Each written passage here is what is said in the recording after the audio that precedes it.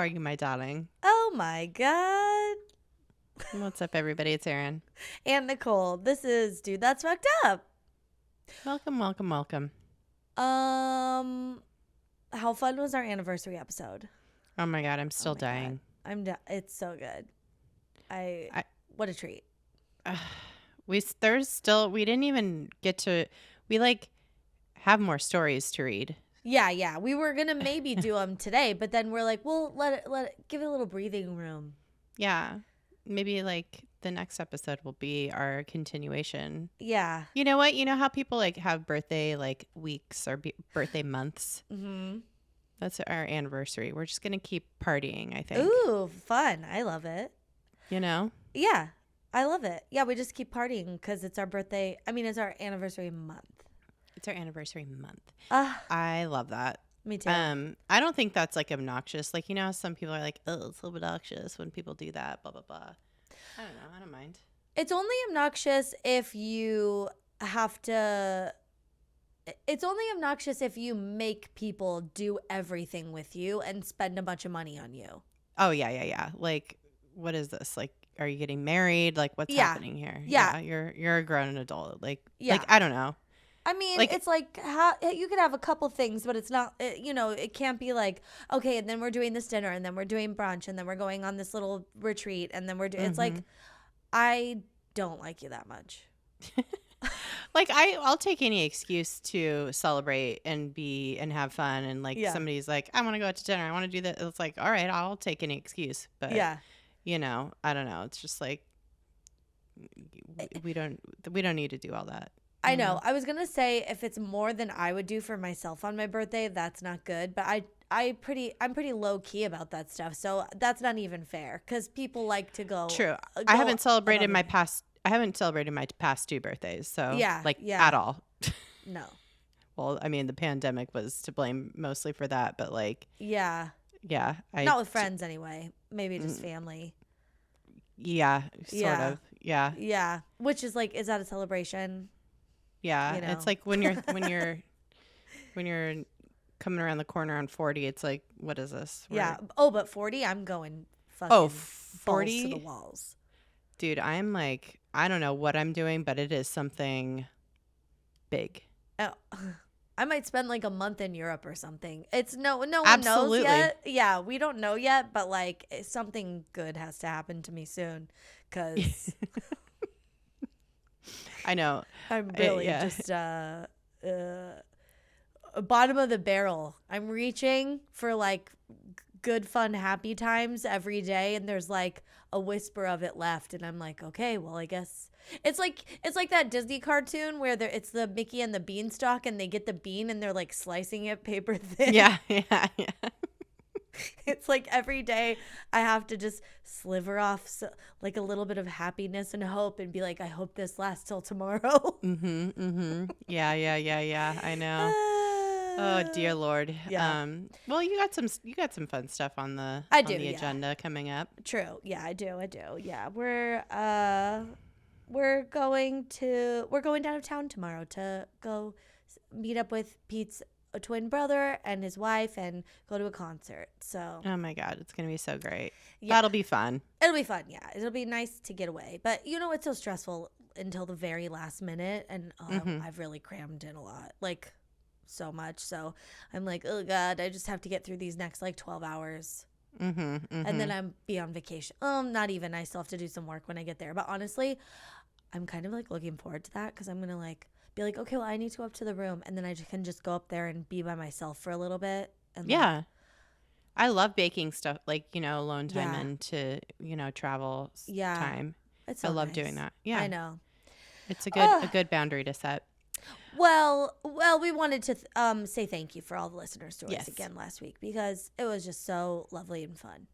Yeah, and keep sending them in, yes, please. We'll do more listener stories in the future, and we bookmark them for future use. So just make sure that you let us know if we can use it on the show. And, if you want to remain anonymous, keep that in mind, too. Yeah. Let us know. Pronouns, all the jazz. Pronouns, yeah. Yeah. Mm-hmm.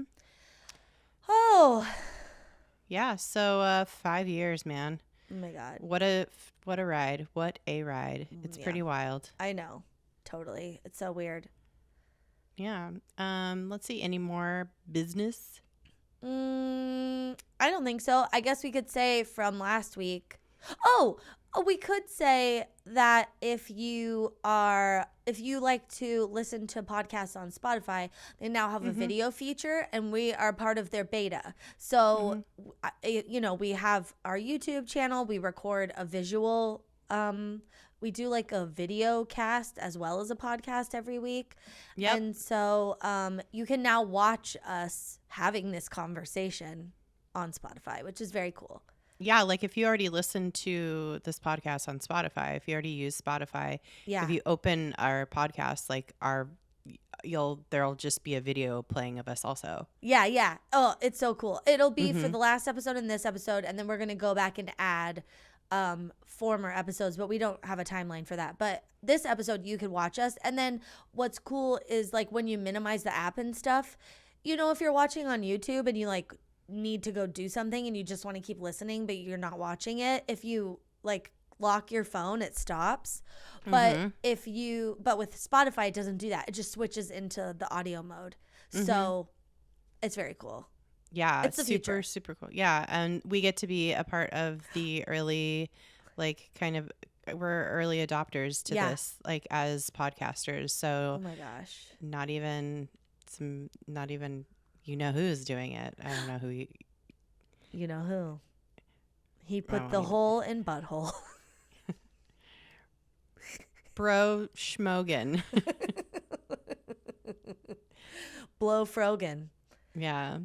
That sounds like a frozen yogurt. Chode Hogan. He's already a person. It's Hulk Hogan's. Hulk. Yeah. Hulk Hogan's son. Chode Hogan. They're like, I'm sorry, the people in the hospital when Chode was born, they're like, do you mean Chad? And he's like, no. No, it's Chode. It's a family Chode. name. Yeah. It's a family name. Oh my God. Well, I think, that's good for the biz. If you want to become a patron to see the cameo that we have, it's up. So you can become a patron and watch it. I'm still on cloud 9. I watch it every day. We sent it to our friend. Shout out to Jessie, who we love so much. She loved it so much. And she's the only person I told before. Well, and Pete knew because I bought it and was like, guess what I just did? So good. He was like, oh no, what? And I was like, no, it's a good thing. But Jessie loved it and it was so fun. Yes. Okay, what else is going on? Anything fucked up for you this week? No, I'm so glad we almost had an issue with like moving our podcast onto a different hosting platform. And then I think I sent enough emails. Something got flagged because I was sending emails. I was like reaching out to support through the website. I was reaching out to support in the chat on the website. I really was like, we're just letting ourselves known on the new platform. Yeah. We're like, hey, we just started here. We're like the new people who can't figure anything out. Yeah.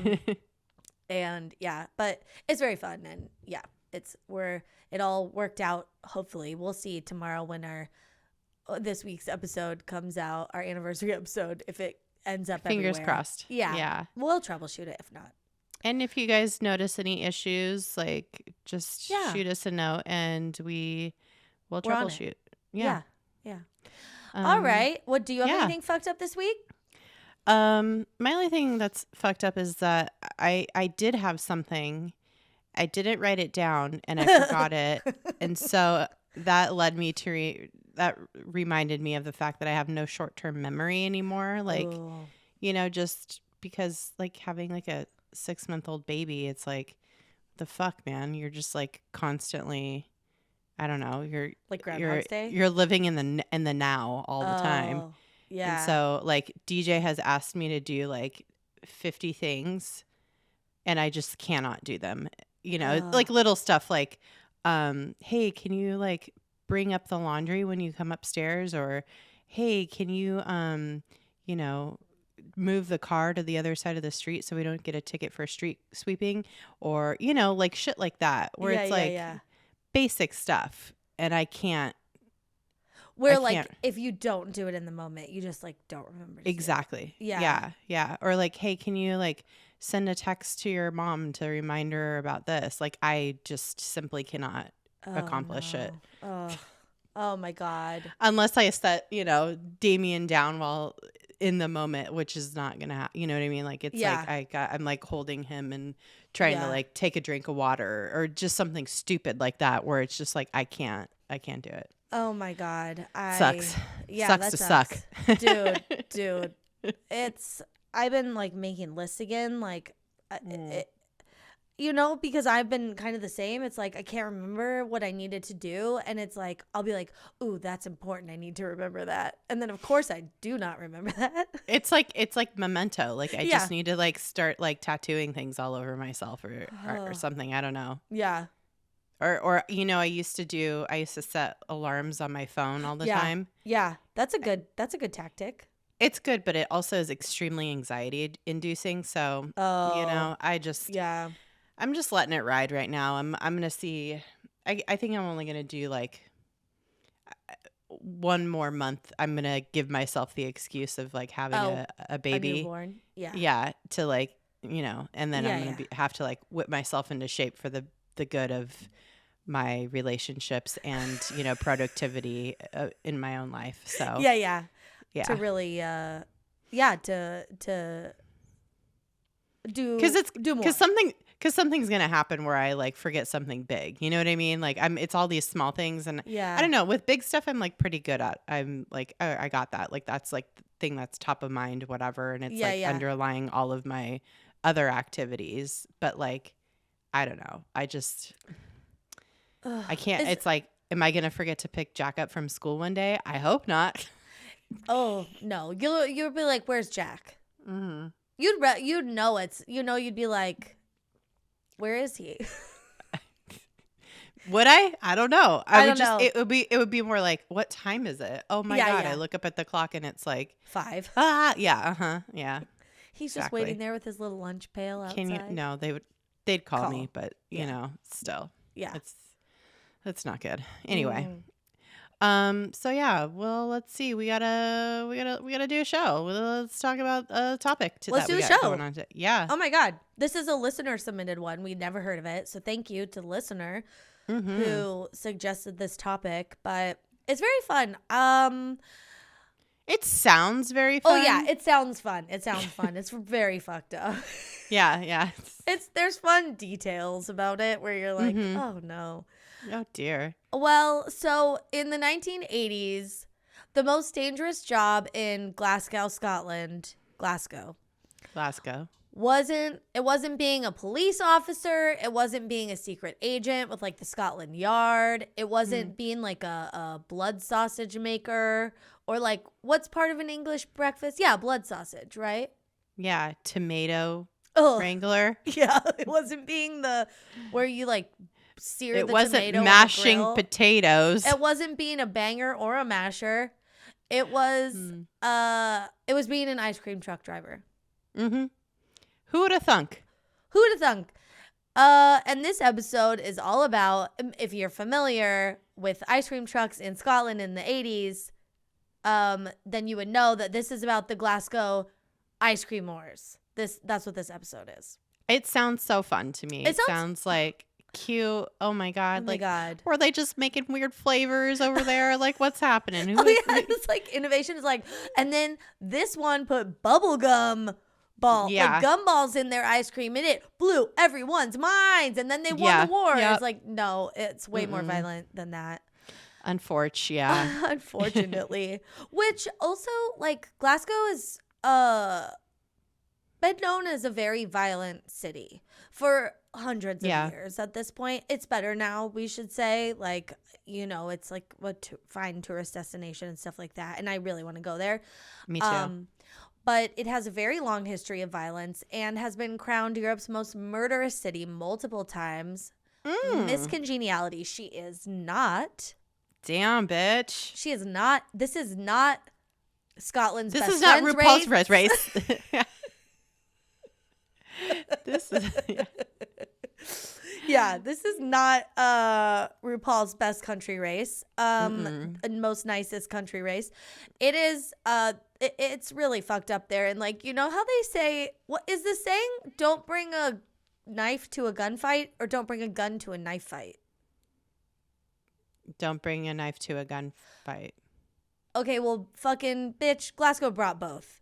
Every fight, they were like, we got everything. We got a bazooka. We got a knife. I got an axe. Like, yeah, I got sand to throw in your face. Yeah. I got a hook. I got a Molotov I got brass cocktail. Knuckles. Yeah.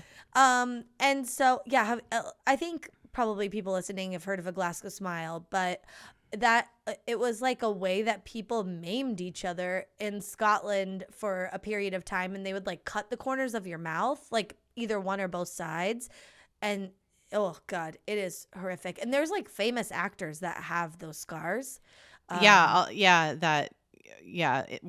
they were in Scotland, or even in certain parts of London too. Like there's a Chelsea Smile. Like there's like it has a lot to do with like the soccer or the football hooligans that are like there's like rivalries, and like in the past they were like really, really violent, really, really bad. I mean, brawls still happen between rival football clubs, but like, you know, because everybody's getting fucking shit-faced all the time.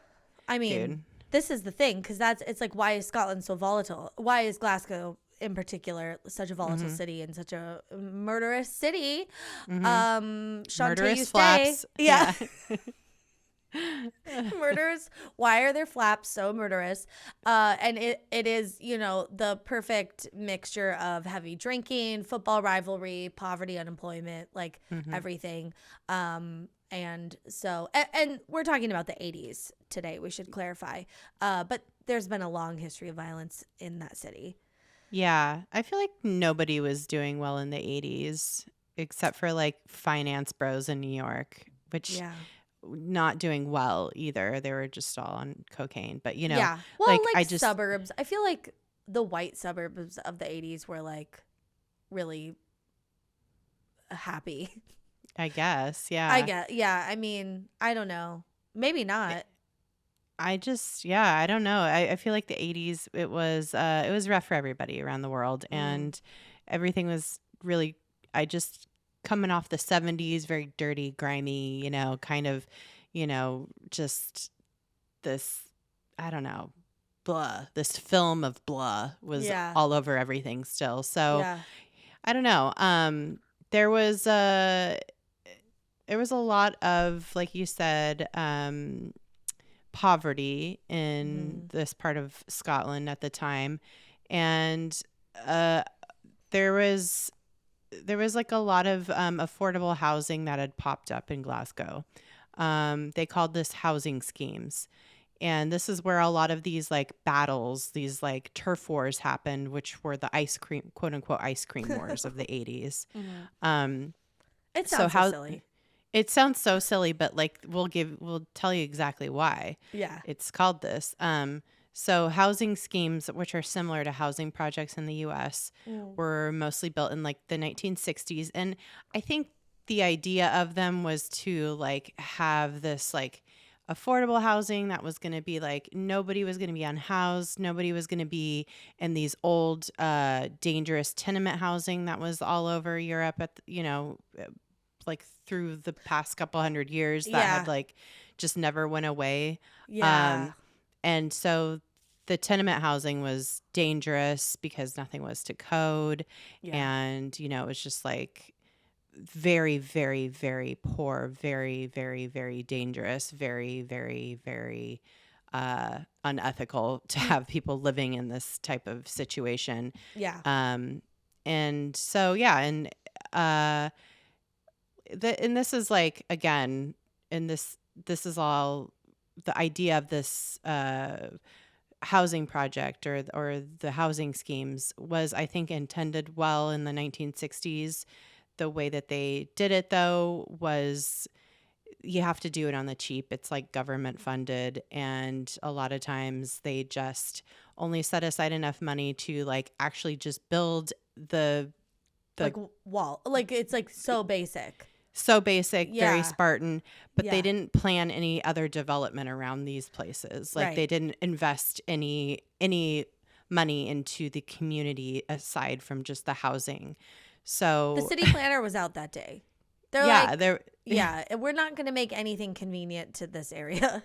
No. So because it's like they're for low income families, they just like, we're like, well, they have like a place to live. That's enough, isn't it? Well, no. Yeah. I mean, you got to like make sure that there's things that people can access, like grocery stores and, you know, just basic shop and conveniences. Yeah. So that was something that was not available. They put these housing schemes kind of like on the outskirts of the city, like kind of like out just in no man's land, like in the suburbs, basically what we would think of as the suburbs. Kind of with the opposite of how we have in housing projects or the projects here in the States. They're usually inner city, but that's all due to like white flight and, you know, that's a whole nother city situation and issue involving racism and, you know, and economics that are more specific to the U.S., but kind of the same idea. So basically, in both situations, though, there's limited options for fresh food, and then also that's compounded by the lack of transportation to the areas that have those types of shopping centers and more, you know, well-to-do areas. Like what we call a food desert now? Food. It's called food. It should be called food apartheid because of the intersectionality of how it all like affects, how it's all like built on, you know, racism and like, and all these other factors that just aren't even specific to just like food itself, but like the supply chain and like how and why these places are put where they are. And so like redlining, all this shit. So it's very, very, very, there's a lot to it, but that is another topic for another day. Oh my God. Yeah. But yeah, it's the same kind of concept, same shit goes into this. And so what these people in Glasgow were doing in their little housing schemes was they would have people who would roll up on an ice cream truck vendor, like the ice cream truck vendors would roll up and bring people, you know, all the basic necessities that they needed. It's brilliant. Like not just ice cream. Like they had the ice cream, but also other stuff. Yeah, they use their trucks to just like be a mobile kind of like little shopping, little like general store basically for people that were in these housing projects. A little bodega on wheels. Exactly. Oh my God. With a cat in it, maybe? I would hope so. I would hope. Yeah. So yeah, they had ice cream and, you know, tampons.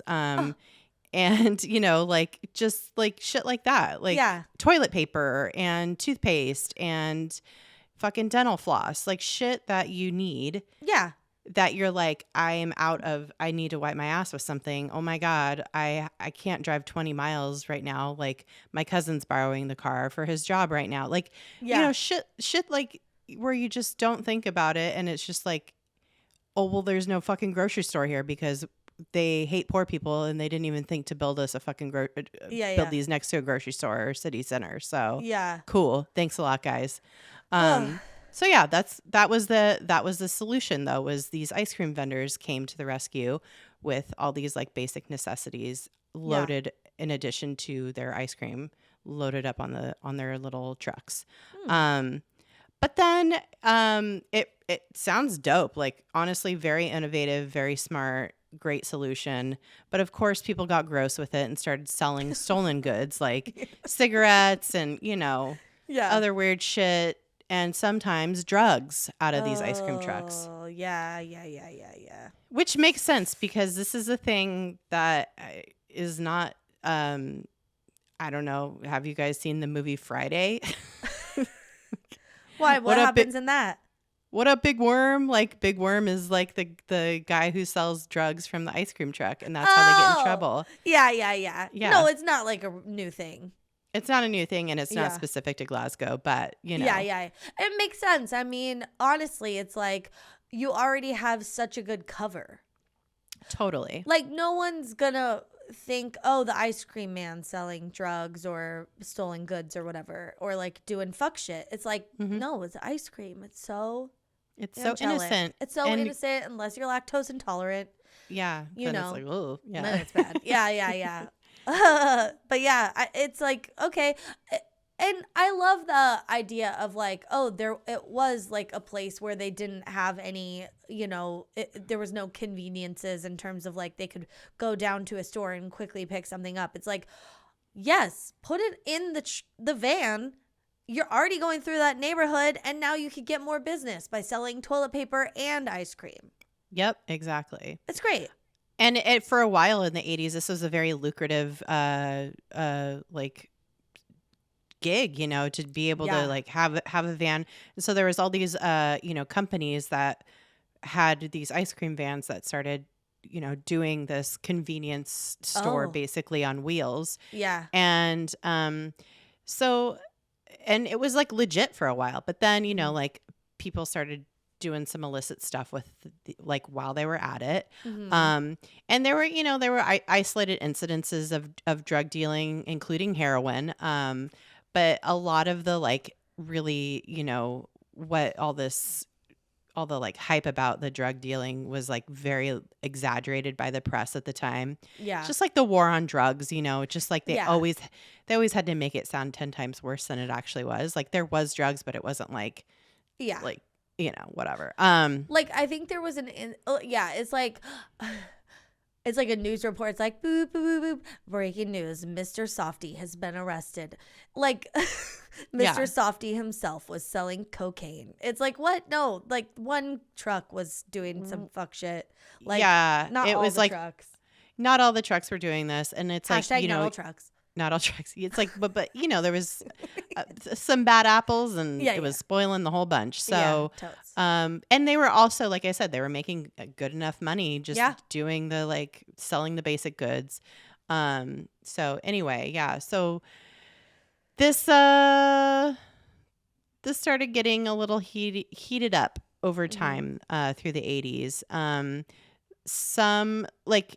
Some of these van companies kind of declared their territories throughout this area in Glasgow, and were like, "Don't fucking come over here. This this block is our territory. Our vans are gonna run through this, and if you come over here, we'll fuck your shit up." And that is basically what happened. Like, if you tried to come in somebody's territory, you would get fucking punched in the face, or your van would get like bricks thrown at it or something. I don't know. They'd give you the they'd give you the summertime SpongeBob. It's that thing of where they fuck up your face so bad you look like a melted SpongeBob popsicle. Yeah. Oh, that wasn't a thing then. But there probably was a Hello Kitty one or something in the 80s. Yeah. I feel like something had a face. Mickey or something. Mickey. I feel like Mickey was I think it was a Mickey like, face. Yeah. Or like the bomb pop was just all melted together instead of like being like separate, you know, it's just like red, purple. white, and blue. Yeah, exactly. Yeah. In a episode of this show, the BBC investigative series Trial and Error, they looked specifically into this era, this time, and this court case that we're about to talk about that related to the Ice Cream Wars, where like a guy who used to, you know, go around and fuck up other people's vans. He was a convicted van smasher. Recalls that the ice cream van gangs used rocks, knives, axes, and anything else to defend their mobile drugs and treat vans. Bitch, are you talking about Frank Falloon? Yeah, Frank Falloon. I wrote his name way down in the notes somewhere else because it was like Frank Falloon, convicted van smasher or whatever. He was a convicted van smasher. Fucking Frank, man. Yeah, he was not a hitman. He was like the muscle of the muscle. of the he was the muscle of the operation. of the operation. Yeah. Yeah. So Frank Falloon. So even though like not all of these vans are selling drugs, the illicitness and the all the kind of industry around the illicitness grew so much that that Glasgow had a local task force called the Serious Crime Squad, but it became known as the Serious Chimes Squad. Boo. After because of the ice cream truck jingles coming out of the speakers. And also they fucking sucked ass at their jobs. So it was like they weren't taken very seriously. We got a local chime squad over here. Yeah, I don't know. That's not a Scottish accent, but you know. It's we got a local the serious chime squad over here. Fucking chime squad. I don't know.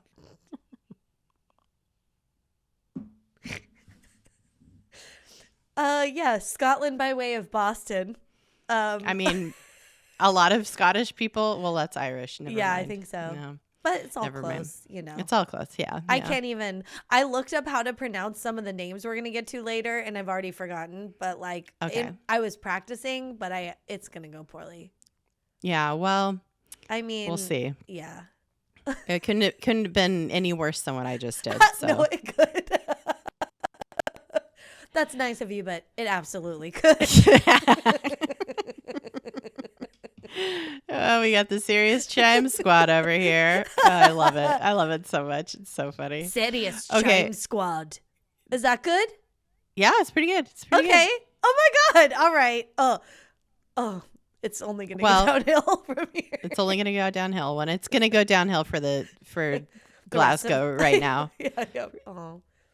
It's real rough. Well, so shit's getting bad all through the 80s. Like these fuckers are throwing rocks at each other, hacking up their other vans with axes, slashing tires, just generally like mayhem, chaos, fucking, I don't know, like it's just wild. It's years of this too, and it's bad. And it's like also like this involves children, because who sees a ice cream truck and like wants to go get an ice cream from it? Mostly kids, you know, so there's always like kids around and shit. It's just real bad. And it started like in the late 70s, right? But it got like really bad in the early 80s, and like, I mean, the police were not able to do much about it.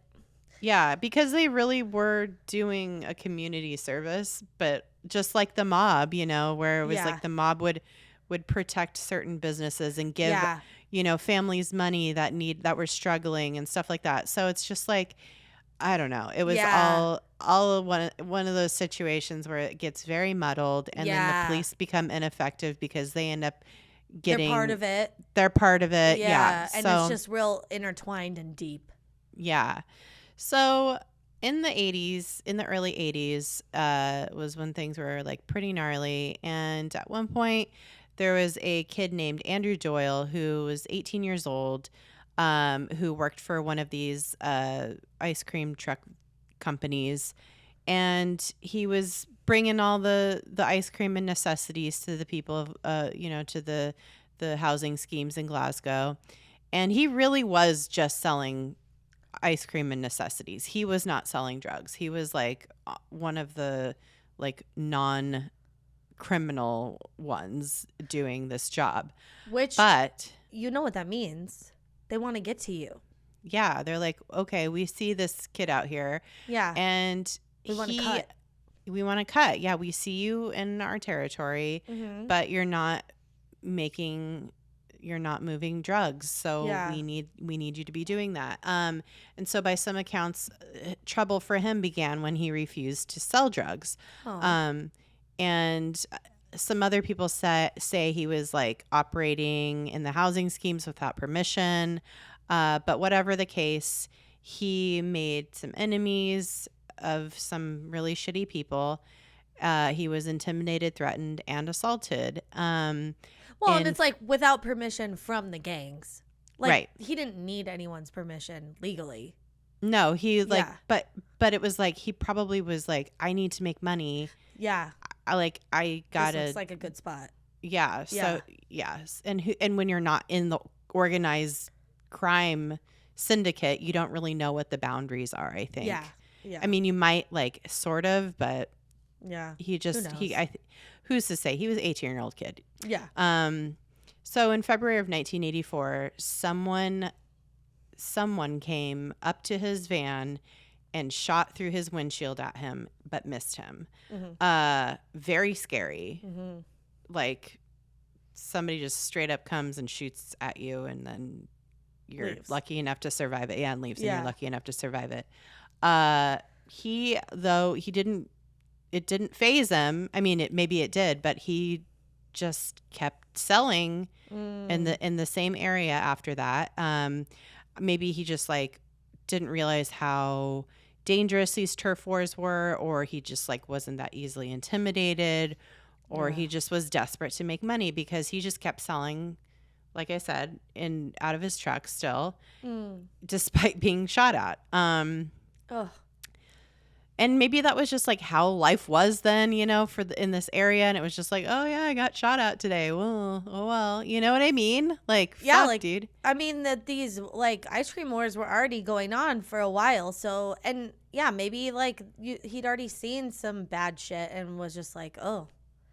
Or maybe his family needed his help, Yeah. Who's, maybe he was Charlie Buckets or whatever. Mm-hmm. And it was the one going out and doing the thing, Yep. For everybody back at home that couldn't go out and work or whatever. So yeah, maybe he didn't have a choice. Well, he kept at it, and unfortunately for him, in the early hours of April 16th of 1984, he was at home with his family, sleeping in their family home in Glasgow's Ruchazy. I don't know if I'm saying that right. Oh, that's what I looked up. Ruchazy?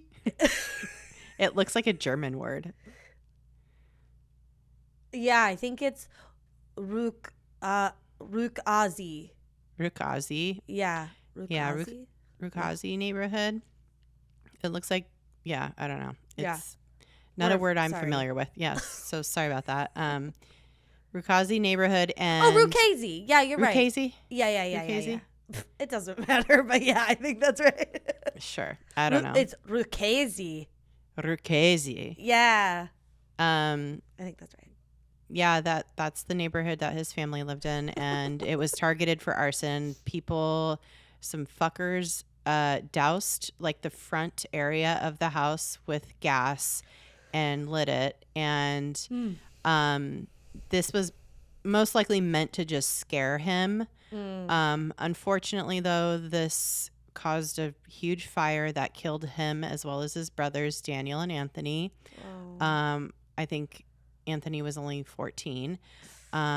His sister Christine and his nephew Mark, who was only 18 months old, and his father James. His mother Lillian and two of his other brothers survived. Oh my God. This is I know that gangs and the mobs and all that stuff do really fucked up shit. But I feel even Tony Soprano would be that's bad. You know what I mean? Yeah, we don't kill kids. We don't kill kids. Yeah, we don't set a house of a family full family on fire. Yeah. It's so and it's also I never understood this about gangs sending a message. How is he supposed to know the message is don't sell ice cream? It's not that clear to me. Maybe it is. I mean, they did try to shoot him. And also he there could have been people that he knew in the community who would come up to him and be you need to not be here tomorrow. They could have had conversations, and he could have known that people or why go to all this trouble where you might accidentally kill people? Why don't you just sabotage the fucking ice cream van he drives? Sabotage, rip the fucking catalytic converter out. What are you, come on. You're right. What? It's so over the top. It's so extra. It's very, very fucking, I don't know, like angry theater white kid male. or something. Yeah.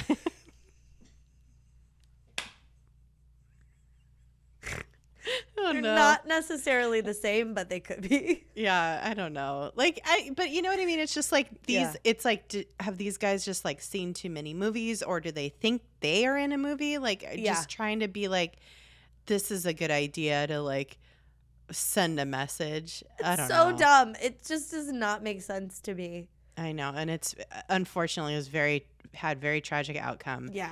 And sad. yeah, so this horrible fire happened, and the ensuing public outrage at the deaths was very, very intense. Strathclyde Police, which I guess is the police department in that area, arrested several people over the following months, but they eventually charged 6 people. 4 were tried and convicted of offenses relating to the vendettas, which, like, vendetta, it was like one guy who was like, I don't know. It's so dumb. It's like, this is not even, like, I don't know. Like, he wasn't even involved. Like, he wasn't even a part of, like, the war.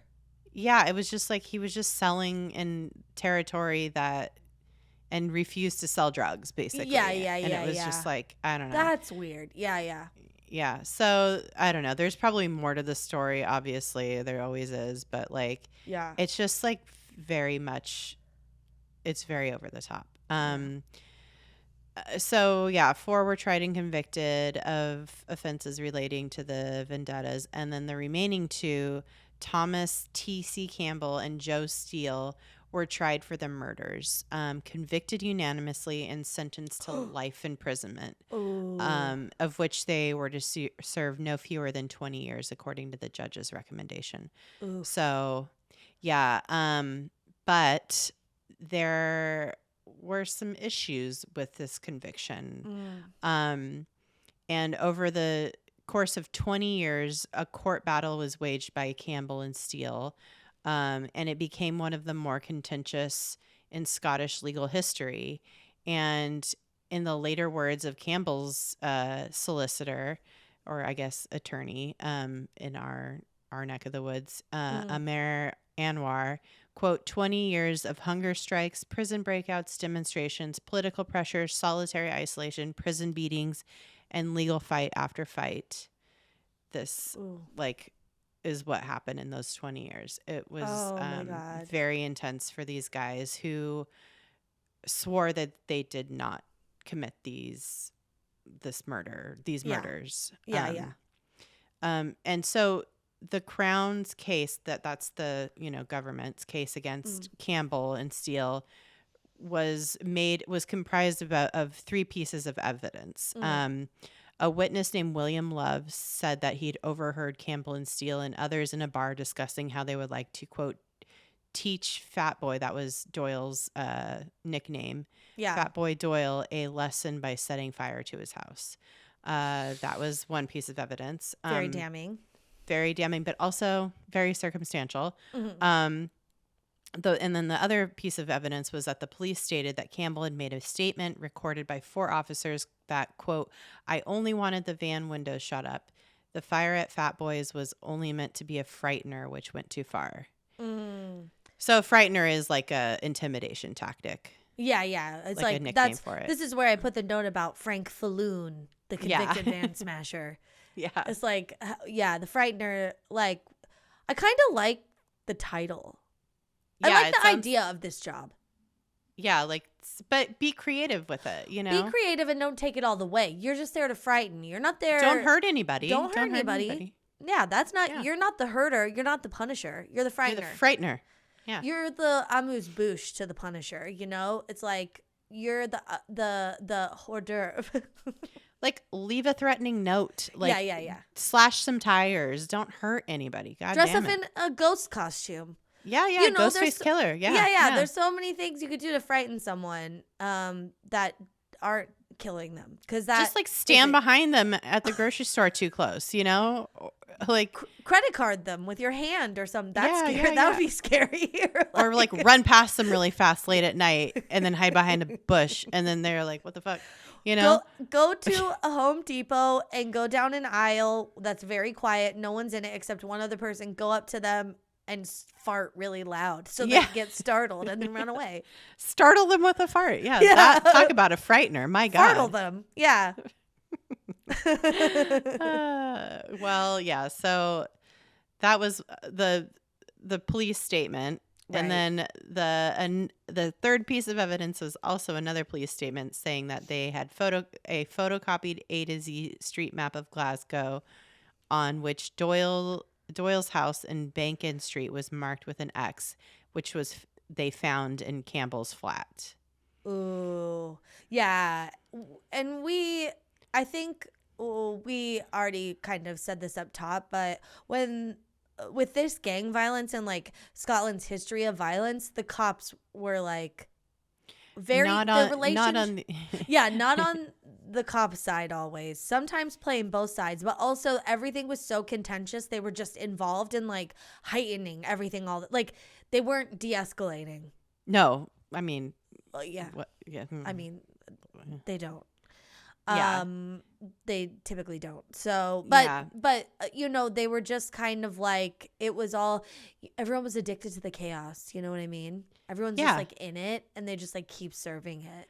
Well, and it's like once you join the ranks of a police department where that is what the fucking vibe is, where you're like, you're nobody who's going to check me, boo. That's like the second episode I've said that in, but like that's the vibe. Like nobody's like who is going to keep these guys in line? They're Nobody. Like toxic masculinity. We love her. Also, you're in the right place if that's what you want to exercise, because we got a lot of it. Yeah, check our evidence lockers. There's so much cool shit in there. Like, what do you want? We got it. But we've done all the drugs, so yeah, exactly. Yeah, or we sold them on the street in an ice cream truck. Yeah, so that was like that's the three pieces of evidence. So we have evidence against these two from a snitch ass bitch who admitted 8 years later that he lied under oath. Ooh. In his own words, in William Love's own words, he said, I did so because it suited my own selfish purposes. The explanation as to why I gave evidence is this. The police pressurized me to give evidence against Campbell, who they clearly believed was guilty of arranging to set fire to Doyle's house. Ooh. They were like, yeah, don't like just say this thing and you won't go to prison, basically. Yeah. And he's like, okay. Sounds good to me. And then the other evidence is from the cops, who were under enormous pressure from the public to find people responsible for this horrible crime. Yeah. Cops who'd been clowned for years by the public. Yeah. Were literally called the Serious Chimes Squad. Yeah. Chimes Unit, whatever. And also they're cops. Like, come on. They're cop-ass cops, too. It was, it's... it's never a good situation when the cops are like under a lot of pressure to solve a case. It almost never gets solved correctly.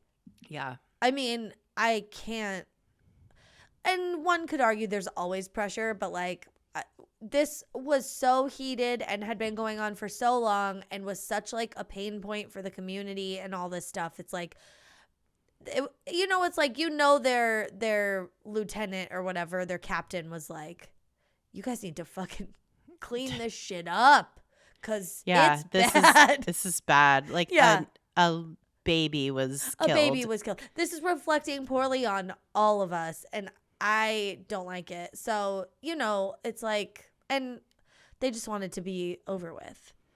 Yeah, and I mean, to be clear, like Campbell and Steele were not like these angel men. Like they totally.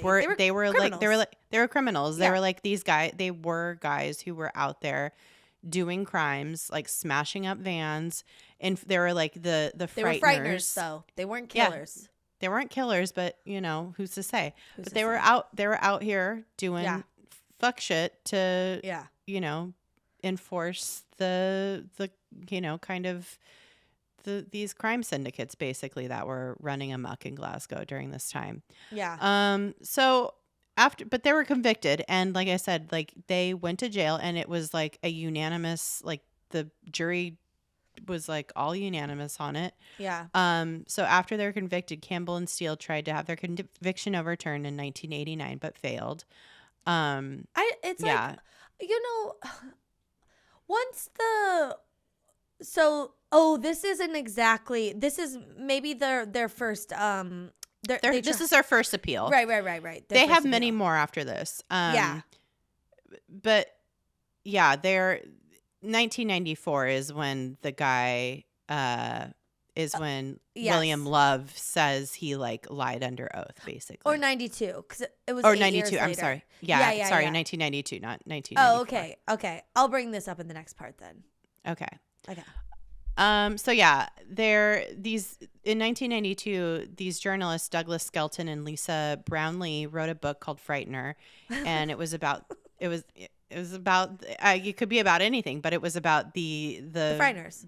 It was about the Frighteners that were out here in the streets of Glasgow doing these like ice cream war shits. And they interviewed Love for the book, and that's when he admitted that he lied under oath, and he later signed affidavits attesting to the fact that he had lied under oath. And so after the admission of lying from Love came out, both Campbell and Steele started going hardcore, started protesting to attempt to politicize their cases. Is it not just like a given that if someone lied under oath, a case is revisited? Like, it's so...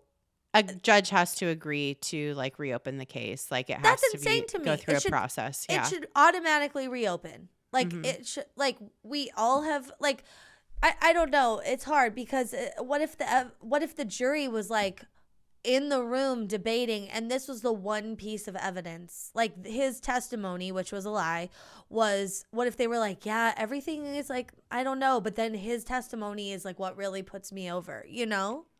I mean, that is the problem. That's the fucking problem with the justice system.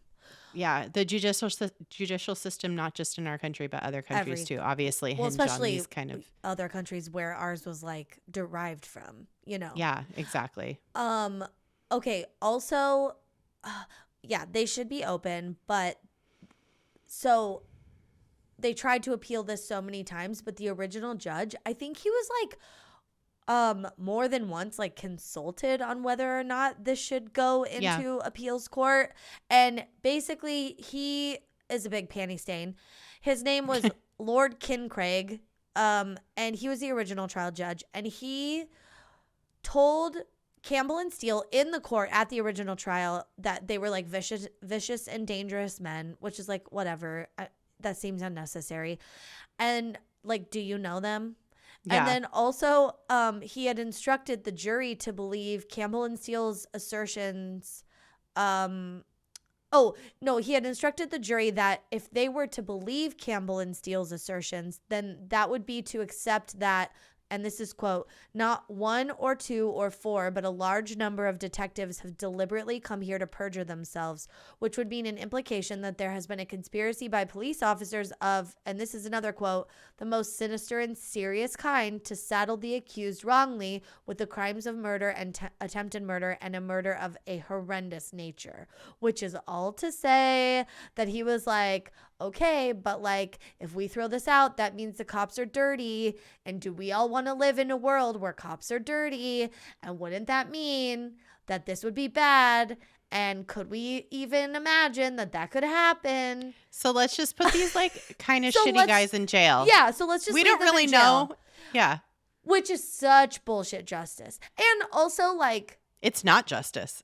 I know. It is the opposite of justice. Totally.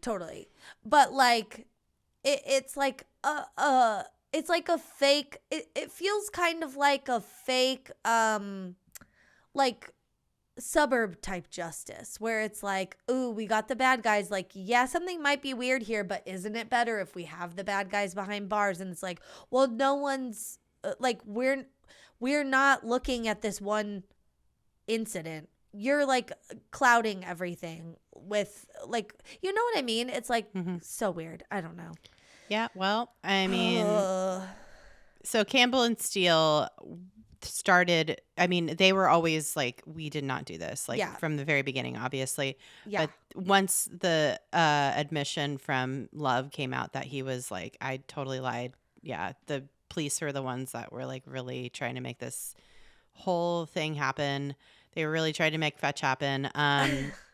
They started like really protesting. And what I mean by that is they literally were doing like high stakes demonstrations, like high profile, like things to get attention. Mm-hmm. So Steele escaped from prison several times. I guess in prison, when you're in prison in Scotland, you get to take breaks from prison and go visit your mom. Like, this is not a thing that you can do here in the United States that I'm aware of. I think you can. Like, I think there's like exceptions sometimes. Like, if you're like a parent is terminally ill or something, like, and they're not able to come see you, I think maybe sometimes you're granted like a leave. But it's but not if you're not if you're in jail for, or not if you're in prison for murder. I don't think that's like a thing. I don't know. Yeah, it's interesting. Yeah. Well. Steele he got like these release these passes basically to be out of prison for, whatever. And when he got these passes, he like literally like escaped.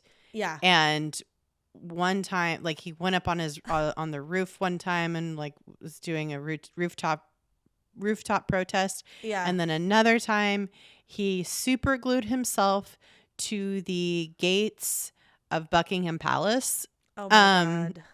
Which, all right. That's, that'll get some attention. And but super glue seems not the one. Well, you need to buy time. He put on handcuffs and super glue. So it's like first they have to cut through the handcuffs, Mm-hmm. and then they have to like, it took an hour for them to like unsuper glue his hands. And then in that time, all the news vans show up and all the journalists and stuff, and they're asking him questions. Bloody hell, there's a fucking geezer who super glued himself to the fucking Buckingham Palace. I don't know. My God, Mum, did you see? I've been watching so much of that show, and they call her Mum. Oh, The Crown? No, The Gilded Age. Oh, I know. It's so good. Mum. Yeah. Mum. But truly, people were like, what a weirdo. Like, why would you do this? You escaped prison or your mom's house to come down to Buckingham Palace and like glue yourself to the gate. And he was like, yes, I'm innocent. Why wouldn't, like, I'm get me the fuck out of jail. Yeah. He's like, they're like, that's so stupid. You're a criminal. You came down here. They're just going to take you back to jail. He's like, I know, but look, why would I do this? Like, why wouldn't I just go hide? I'm innocent. I want to prove my innocence. So right. They were adamant. Yeah, so that was Steele. He was the one who did these kind of crazy, intense ones. And then Campbell protested while he stayed in prison. I don't think he had these passes to get out somehow. Yeah, he wasn't on his mom's roof. No, he wasn't on his mom's roof. But while he was in prison, he did a pretty intense hunger strike. He also refused to cut his hair. And he made a documentary about, he like worked with a documentary filmmaker to like do so. His were a little bit more like cerebral, I guess, like his protests. And then so after a lengthy legal argument, the Secretary of State for Scotland referred the case to the appeal court, which granted Campbell and Steele an interim freedom pending its outcome. And then a series of appeals led to a reexamination of the case in 2001. Campbell and Steele were finally set free in 2004. The original arsonists were never found. Oh, so it was like all but proven that these guys they were innocent. They weren't the ones. Yeah, like they were doing some fuck shit, but they didn't do this fuck shit. And in the court and during this trial, that's the fuck shit they were on trial for. Yeah. And they didn't do that one. It was other. Yeah. Oh man. Some ice cream bullshit, man. It's fascinating. Yeah, the fact that they like never found who actually did it. But that's the thing with like a community like this. No one's snitching. Unless your name is William Love. Oh. Yeah, but he lied. Yeah, but it's still snitching on people. Still got people put in prison. True. I mean, it's still snitching even if you're not like, yeah, you know, I don't know.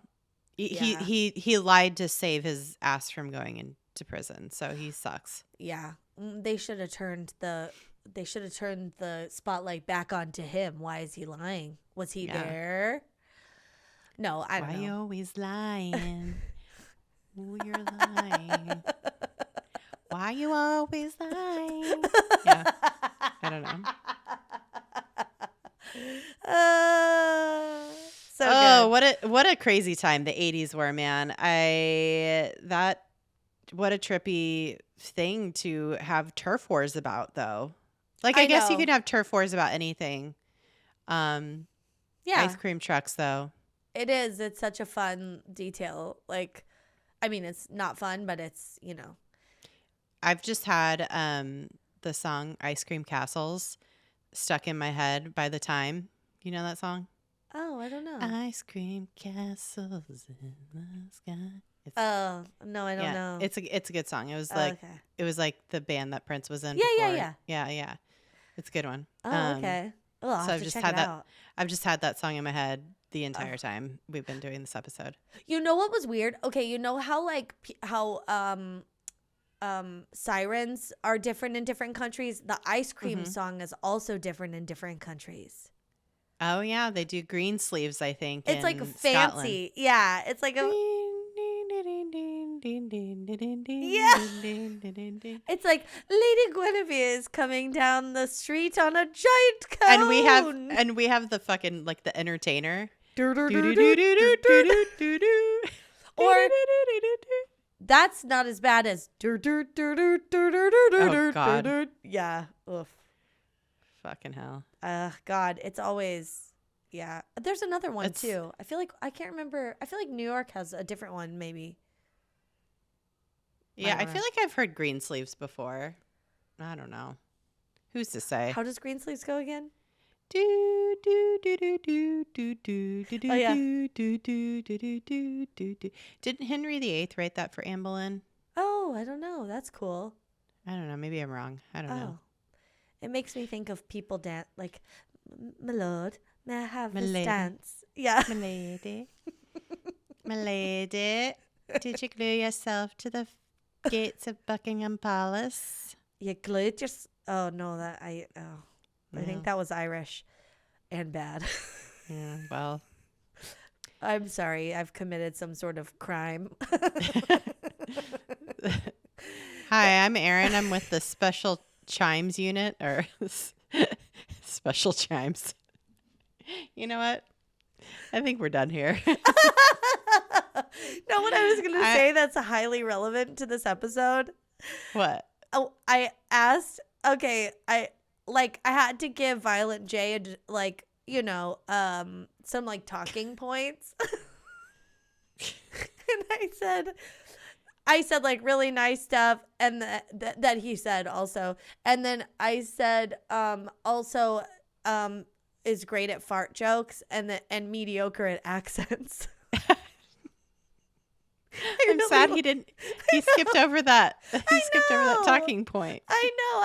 I was like, he didn't say fart. That would have been so great if we got Violet J to say fart. Maybe on the next one. Yeah, well, maybe we'll make it an annual thing. Yeah, that'd be fun. Oh, God. All right. Whoop, whoop. Whoop, whoop.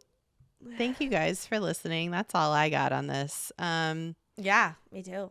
There's more to it. Obviously, we gave you the basics, but if you want to read more about it, there's lots of fun information about it. So lots of articles, lots of documentaries. Yeah, there's a lot. Yeah. Follow us on social media. At DTFU Podcast, all the places. Yeah, go to our website, dtfupodcast.com. And check out our Patreon. It's patreon.com/DTFU Podcast. Yes, we would love that. All right. Stay excellent to yourselves and each other. Bye-bye.